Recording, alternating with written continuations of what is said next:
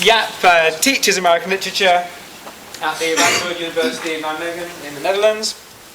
He's published on the beats both in English and in Dutch since the early 1980s. And recently he's been especially interested in the influence of the beat generation on various European literatures. And today's talk, unless you've changed the title... No. No? You changed it. Okay. Oh, did I change it? Did I? Well, the original... There's no title here. The original title was The Skipped Beat, and then the subtitle. And I think you only used the subtitle. But it's fine. It's fine. Today's talk from Jaap is From Fragments to Fragmentation. Beat influences in post-World War II German literature. Let's stick to this. We'll stick to this. Anyway, ladies and gentlemen, Jaap van der Bent. Okay, I'll stand up and I'll also use the mic, but I'm not quite sure if is this on now? Yes. Okay, it's on? Okay. Okay, so that's the title of my talk. Yesterday during dinner, some of us were talking about presentations and what may happen if you talk too long. I think there was a story of someone using a cowbell to stop. I don't see any. I'll wave. I don't see any cowboys here.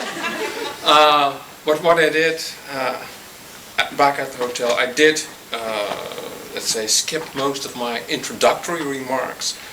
So let me just say that apart from discussing some aspects of the beat influence in post-war German literature, I will try and come up with a suggestion, a possible answer to the question why in particular William Burroughs's and Brian Geisen's cut-up method had a strong appeal for many beat-influenced German writers. Now, in order to do those things, it's necessary to create a little context and to take a look at the literary situation in Germany after World War II. It's not hard to understand that many German writers, both young and old, found it hard to come to terms with what had happened during the war, before the war. On the one hand, there were writers, especially a number of poets, who tended to turn away from the recent horrors and who often, using conventional and outdated poetical forms, turned their gaze inward or towards nature. On the other hand, there were writers who felt that a new start, also in writing, should be made after the war.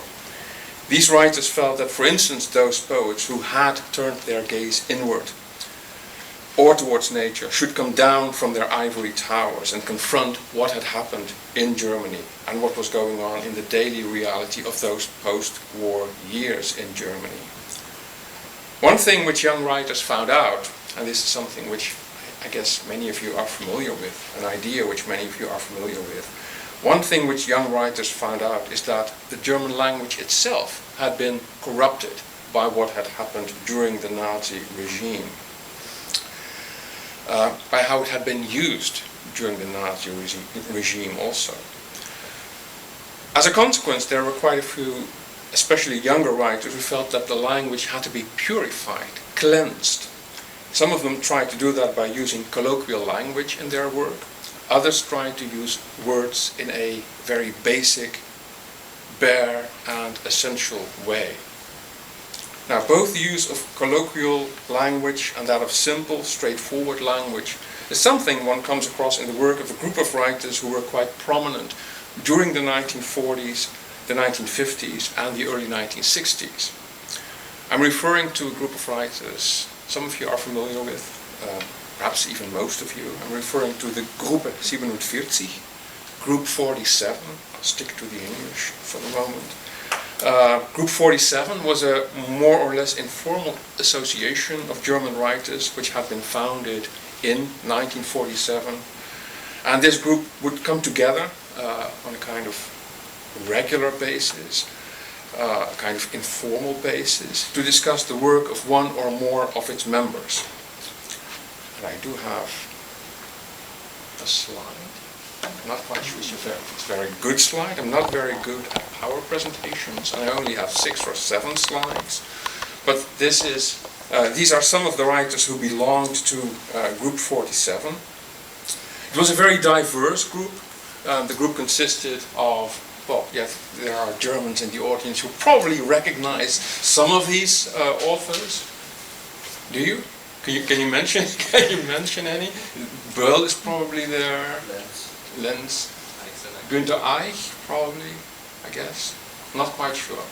Anyway, this is a fairly large group consisting of novelists, poets, playwrights, but they were united, and I'm going to quote from an encyclopedia article. They were united by their contempt for the bourgeois forces that had helped Hitler's rise to power, and by their hope that Germany would recover in the spirit of a liberal socialism. Moreover, their aim was to create a new literary language, shunning involved sentence structures and the lofty vocabulary that had been used in Nazi propaganda.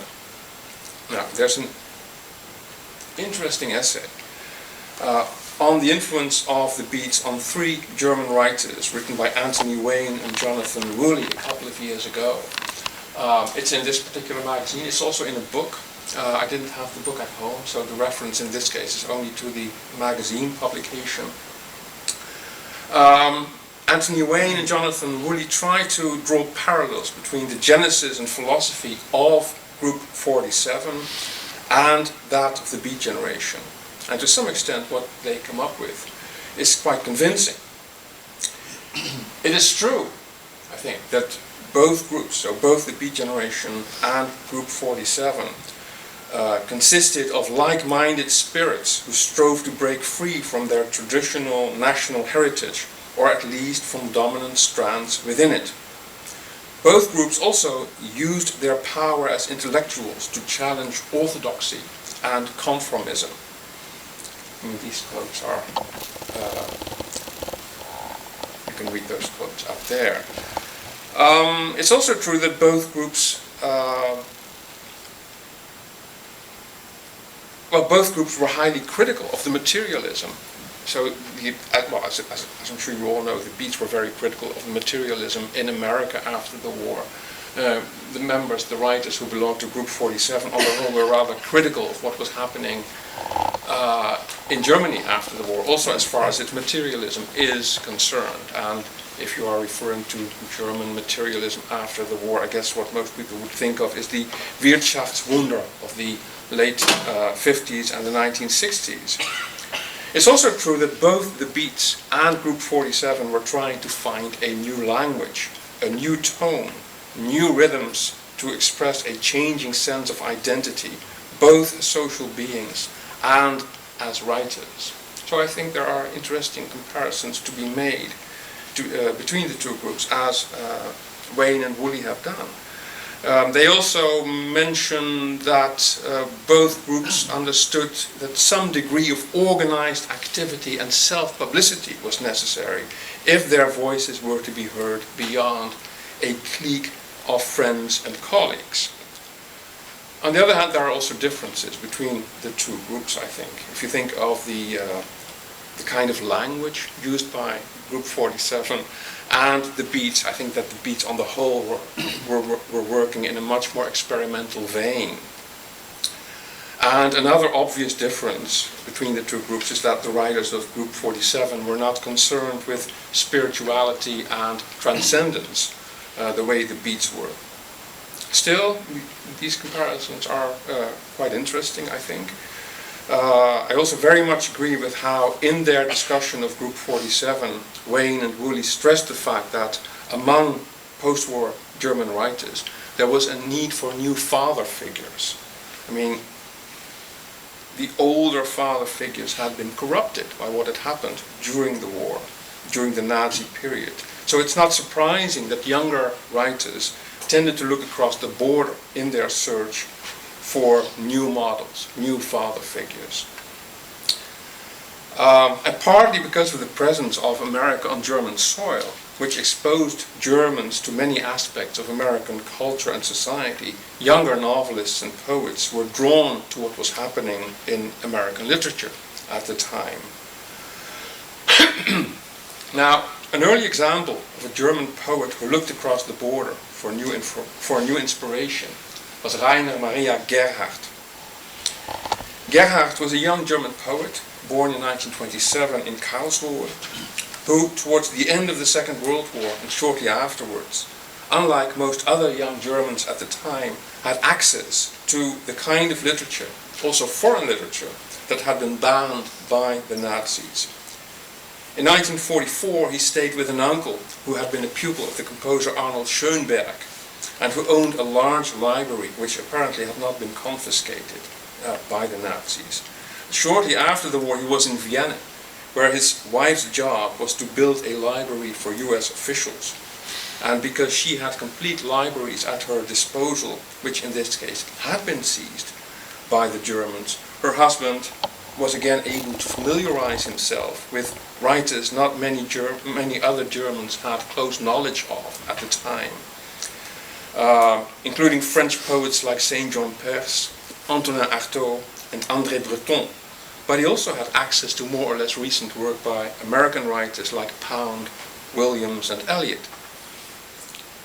Now, because Reinhardt felt the need to introduce, or in some cases reintroduce, these writers to German readers, in 1949 he began to issue a small publication for friends called Fragmente. After 6 issues of this publication had been distributed in 1950, Gerhardt was able to turn it into a more full-fledged literary magazine, still called Fragmente, but unfortunately money and other problems forced him to stop publication after only 2 issues. I couldn't find any pictures of the magazine, or else I would have put them in the PowerPoint presentation. These 2 issues are of great interest to anyone who wants to trace the impact of beat and beat-related writers in Germany, because they show that by the early 1950s, and I think that's very early, Gerhardt had already become familiar with the work of Charles Olson and Robert Creeley.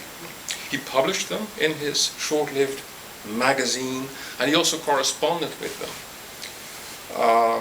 In 1952, he also spent some time with Creeley in the south of France, after Creeley had come to visit Gerhardt and his family, his wife and his 2 children, in Freiburg, where he was living at the time.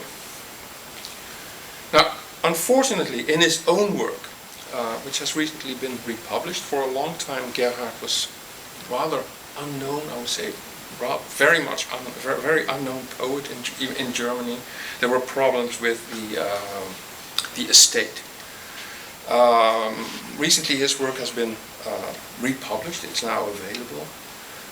But unfortunately in his own work he was not able to put into practice what he admired in poets like Olson and Creeley, and basically the immediacy and the spontaneity of their work.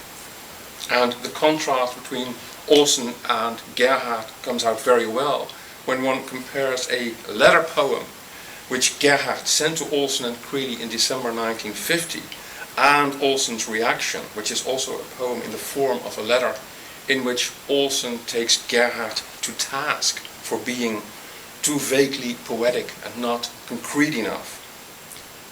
On the other hand, after Gerhardt had died, he committed suicide in, I think, 1954. After Gerhardt had died, Olson wrote one of his most famous poems, The Death of Europe, in which he praises Gerhardt for trying to establish a link between the US and Germany, and for, and I quote, how much he, Gerhardt, gave us all hearing in Germany, unquote. Now, in the course of the 1950s, American writers would continue to find a hearing in Germany. In fact, the desire among younger German writers for something new and for new father figures also led to an early and on the whole quite positive reception of beat writing in Germany. Articles about the beats began to appear in the late 1950s, and some of the key works of the beats were translated earlier in Germany than they were in other countries. Already in 1959, the German translations of Howl and On the Road came out, followed by translations of Naked Lunch and Jean-Claude Van Hums's The Horn in 1962 and 1963. 1960 also saw the publication in German of Lawrence Lipton's The Holy Barbarians, which is a kind of unlikely book to be translated this early, I think. And in the following years there were a number of major anthologies which helped to get a larger public acquainted with beat writing.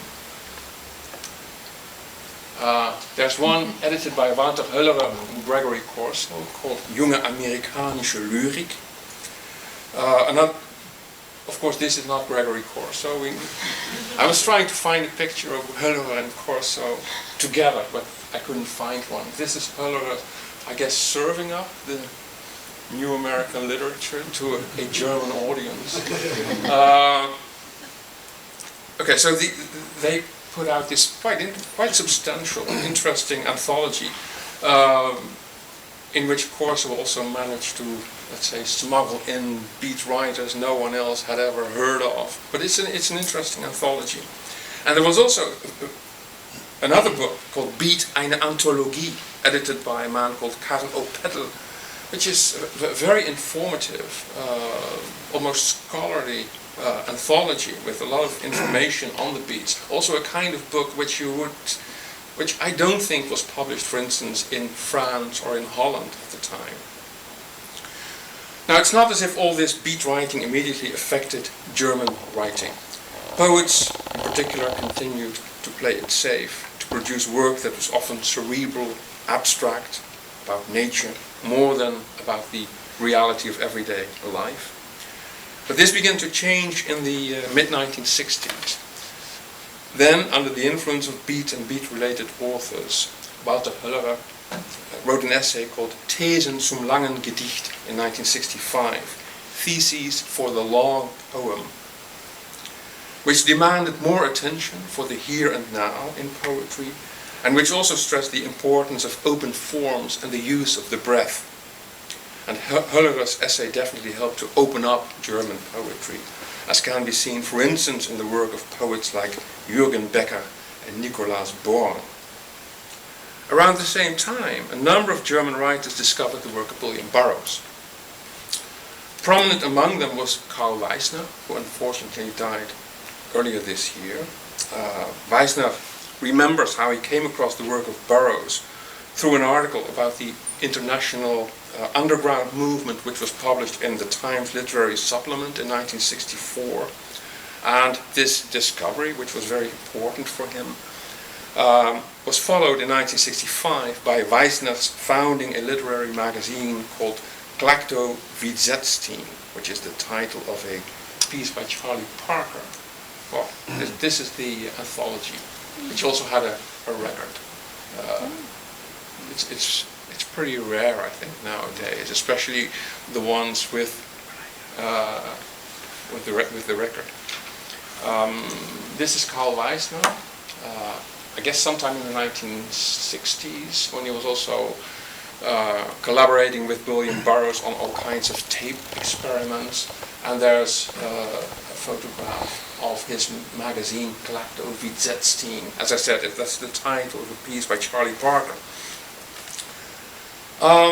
Between 1965 and 1967, Weissner published 5 issues of this particular magazine, in which he printed work by Ginsberg, Burroughs, Bukowski, Norse, and quite a few others, and he also published his own work in the magazine. Like a number of other German writers, Weissner was fascinated by the cut-up technique, as practiced, as we all know, by Burroughs and Brian Geistin and others. Another German author for whom this is true is Jürgen Plog, who is actually also a member of... He's not here, unfortunately. He would have been able to tell us so much more about the influence of the beats on German literature. But Plog is another, one of these other German authors who had a strong attraction who was fascinated by the cut-up technique. Plog discovered Burroughs by reading Naked Lunch in the early 60s, and he has engaged with Burroughs' work ever since.